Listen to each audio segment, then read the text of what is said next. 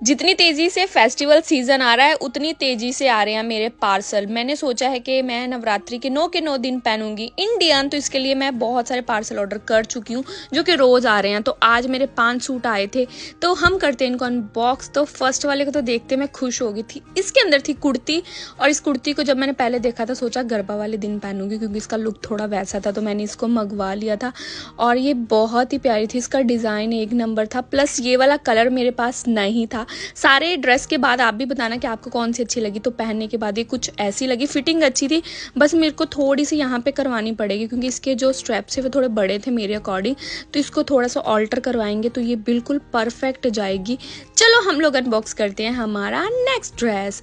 सो इसमें क्या होने वाला है मैं भूल गई थी, इतने कपड़े मंगवाए हैं ना मैंने, तो मैं भूल ही जाती हूँ किस में कौन सा निकलेगा। बट देखने के बाद मुझे समझ में आ गया कि इसमें क्या है। इसमें वो सेम सूट है जो आप लोगों ने देखा होगा कि मैंने गणपति